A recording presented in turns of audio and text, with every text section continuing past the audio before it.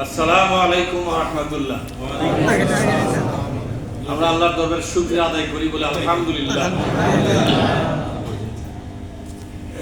বিশ্ব নবীর প্রতি ছোট একটা দরুদ শরীফ পড়ি সাল্লাল্লাহু আলাইহি ওয়াসাল্লাম। সম্মানিত দেশবাসী, জীবন যখন দেওয়া শুরু হয়েছে, এ ধারা অব্যাহত থাকবে বলেন ইনশাআল্লাহ।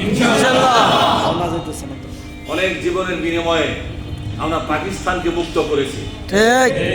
এবার অনেক জীবনের বিনিময়ে ভারতের দালালদের হাত থেকে বাংলাদেশকে আমরা মুক্ত করতে চাই ইনশাআল্লাহ। হাদি কেন দুশ্মন হলো তা কি জানেন আপনারা? হাদি দুশ্মন হয়েছে এই একদল ভারতের রর এজেন্টের কাছে, একদল মদখোরদের কাছে, একদল নারী ভোগীদের কাছে, একদল সন্ত্রাসীদের কাছে, একদল টেন্ডারবাজদের কাছে, একদল চাঁদাবাজদের কাছে, যারা দেশটাকে জিম্মি করে দেশের সম্পদ এবং জনগণের সম্পদকে লুটে পুটে দেশে এবং বিদেশে যারা বাড়ি বানাচ্ছে, টাকা জমা করতেছে এবং তাদের অন্যায় অবিচারের একটা স্বর্গরাজ্য বানাতে চায় বাংলাদেশটাকে। হাদির মতো মানুষগুলো ছিল তাদের আশা আকাঙ্ক্ষার সামনে একটি বাধা। এই শয়তানগুলো মনে করেছিল হাদি তাদের পথের কাঁটা, এই কাঁটা মনে করে একটা কাঁটাকে তারা মেরে ফেলেছে। কিন্তু হাদির প্রত্যেকটি রক্তের ফোঁটা এক একটা কাঁটা হয়ে লাখো কোটি কাঁটা মিলে একটা পাহাড় তৈরি হয়ে গেছে। হাদির মতো একটা কাঁটাকে ভয় পেয়েছো, এবার পাহাড় টপকাবার সাহস দেখাও, দেখি পারো কিনা। এই বাংলাদেশে রাজনীতির নামে যারা অপরাজনীতি করতেছে, হাদির মতো ব্যক্তিকে রাজনীতির প্রতিপক্ষ মনে করেছে, ঠিক না ভাই? এবং যারা মনে করে রাজনীতি তাদের পৈতৃক সম্পত্তি, আর কেউ রাজনীতি করতে পারবে না। আচ্ছা বলেন তো ভাই, রাজনীতিবিদ হিসাবে মেধা তৈরি করে দেন কে? আল্লাহকে এই সিদ্ধান্ত জানাছে যে কটা পুরাতন রাজনীতিবিদ তারা ছাড়া আর কেউ রাজনীতি করতে, এরকম আল্লাহ কিছু মানে সিদ্ধান্ত জানাছে নাকি? রাজনীতি কে করতে পারে? রাজনীতি করার মেধা আল্লাহ তাআলা যাকে দান করবেন। হাদির প্রত্যেকটি অ্যাকশন, তার প্রতিটি বক্তব্য, তার প্রতিটি কথা প্রমাণ করেছে বাংলাদেশের রাজনীতির ময়দানে একটি নক্ষত্র হিসেবে আল্লাহ তাআলা তাকে দান করেছিলেন। হাদি ছিল বাংলার জনগণের জন্য একটি জীবন্ত নিয়ামত। নিয়ামতটা আমাদের হাত থেকে কেড়ে নিয়েছেন। আল্লাহ এই কেড়ে নেওয়ার বিষয়টা দেখেছেন। বলেন তো আল্লাহ কি নীরব থাকবে? আল্লাহ নীরব থাকবেন না। আল্লাহ এর চরম প্রতিশোধ নেবেন। একটা চরম কি নেবেন? জোরে কর। আমরা এমন একটা বাংলাদেশ তৈরি করব, বাংলাদেশ জামাত ইসলামী না হয় দুশ্মন হলো একদল জঘন্য লোকের কাছে, এর জামাত ইসলামী করে দুশ্মন। ইসলামী ছাত্র শিবির না হয় দুশ্মন হলো একদল জঘন্য চরিত্রহীন লম্পটদের কাছে, বুঝলাম। কিন্তু হাদি তো জামাত ইসলামীর কোন নেতা নয়, হাদি তো ছাত্র শিবিরের কোন কেন্দ্রীয় নেতা নয়, কোন জেলা সভাপতিও নয়, কোন থানা সভাপতিও নয়। তাহলে হাদিকে কেন হত্যা করার মিশনে অংশ নিল? এবং আমরা দুঃখের সাথে জানাচ্ছি, আক্ষেপের সাথে জানাচ্ছি, একদল ছাত্র জনতা রক্তের পিচ্ছিল পথ পাড়ি দিয়ে দেশটা যখন শেখ হাসিনার মতো ফেরাউনের সরকারের পতন হয়েছে, ফেরাউনের সরকার বলবে এই কারণে ফেরাউন তার ক্ষমতায় টিকে রাখার জন্য অসংখ্য আলিমদেরকে হত্যা করেছিল, মুসা ইসলামের দলের অসংখ্য যুবকদেরকে হত্যা করেছিল, অসংখ্য মুফতিদেরকে হত্যা করেছিল। শেখ হাসিনা ক্ষমতায় থাকাকালীন 16.5 বছর এদেশের হেফাজতের হুজুরদেরকে হত্যা করেছে, এদেশের দেশপ্রেমিক পিলখানায় বিডিআরদের অফিসারদেরকে হত্যা করেছে, এদেশের ছাত্র জনতাকে হত্যা করেছে, এদেশের শিবির জামাতের কেন্দ্র নেতা থেকে শুরু করে ইউনিয়ন পর্যায়ের নেতা নেত্রী সকল মানুষের রক্ত ঝরিয়েছে। কথা ঠিক না? হাদি কি জামাত ইসলামী করে? তাকে মানলেন কেন? আজকে প্রমাণ হয়েছে যারা শিবিরের দুশ্মন, যারা জামাতের দুশ্মন, এরা মূলত আসলে মানবতার দুশ্মন। এরা বাংলাদেশকে মাথা তুলে দাঁড়াতে দিতে চায় না। কথা ঠিক না?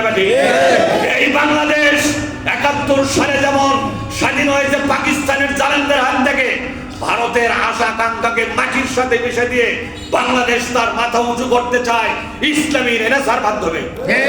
কথা ঠিক না? আপনাদের কাছে একটা আবেদন জানাই, আপনারা রাজনীতি করবেন না। অনেক লোক বলে, আমার এই কথাটাই শেষ, অনেক লোক বলে রাজনীতি আমি করি না, রাজনীতি ঘৃণা করি। আপনি রাজনীতি যতই ঘৃণা করেন, দিনের শেষে রাজনীতি পাল্লাতেই বড় লাগে। আপনি রাজনীতি করেন না, কিন্তু এই দেশের যত আইন কানুন আপনাকে মানতে বাধ্য হওয়া লাগে। কথা ঠিক না? আপনার মসজিদের কাজটা কে করে দেবে? ওই রাজনীতিবিদ। আপনার পুল কালভারটা কে করে দেবে? ওই রাজনীতিবিদ। আপনি বিপদে পড়েছেন, আপনার টেলিফোন কে করে দিবে? তাহলে আপনার তো রাজনীতিবিদদের কাছে যাওয়াই লাগতেছে।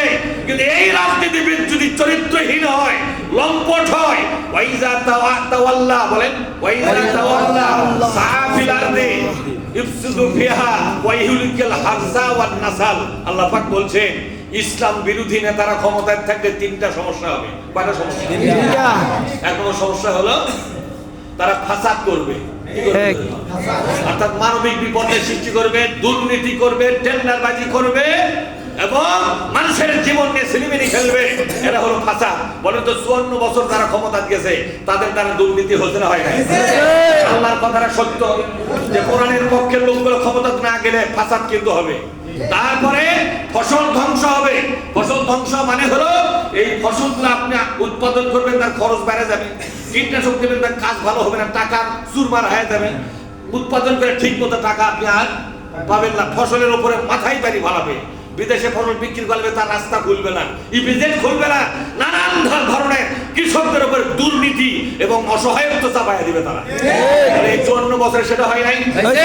এবার একটা হচ্ছে মানুষের মধ্যে পরস্পরের মধ্যে প্রতিহিংসা, জিঘাংসা, শত্রুতা এবং দুশ্মনী পয়দা করবে।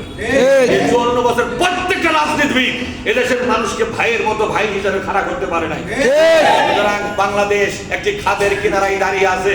এই খাদের কিনারার থেকে বাঁচাবার জন্য একটাই পথ।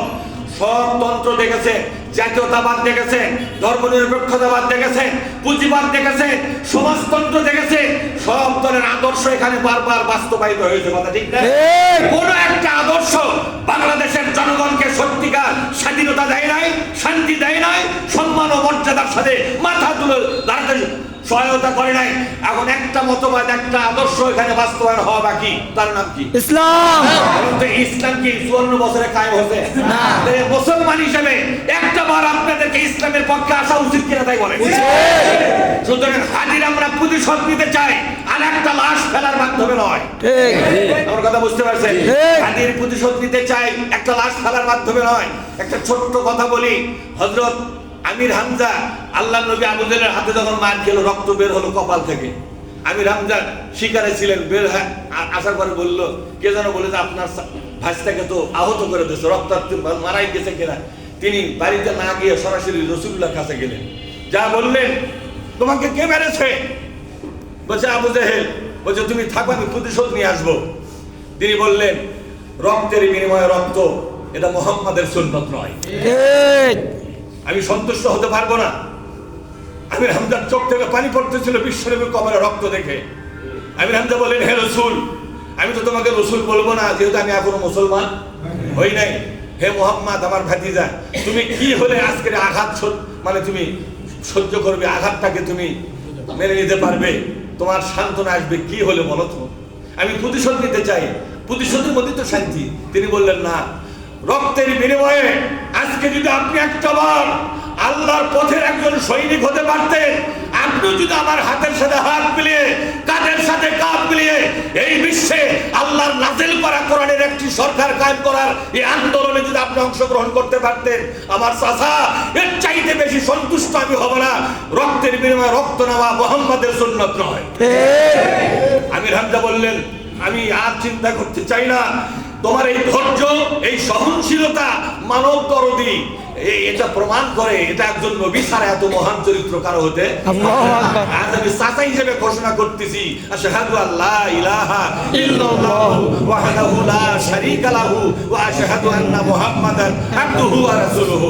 প্রিয় ভাইরা, সুতরাং একজন হাজিকে হত্যা করার মাধ্যমে ওদের আশা পূরণ হবে না, বরং বাংলাদেশে 22 কোটি জনগণের এমন কোন ঘর থাকবে না যে ঘরে একটা করে হাজি জন্ম হবে না।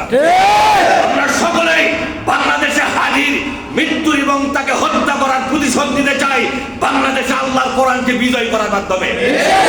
আপনাদেরকে দেখতে চাই এই অঞ্চলে, এই গাজীপুর অঞ্চলে এবং বাংলাদেশে প্রত্যেকটা জেলাতে যেখানকার জনগণ আপনারা সেখানে কোরআনের পক্ষে জীবন বাজি রেখে আওয়াজ তুলতে রাজি আছেন আপনারা? আমরা কি আশা করতে পারি জীবনের শেষ বন্ধু দিয়ে হলেও হাদির প্রতিশোধ হিসাবে বাংলাদেশের কোরআন কায়েম করবো ইনশাআল্লাহ। আমাদেরকে তৌফিক দিন করাবে। আসসালামু আলাইকুম ওয়া রাহমাতুল্লাহি ওয়া বারাকাতুহু।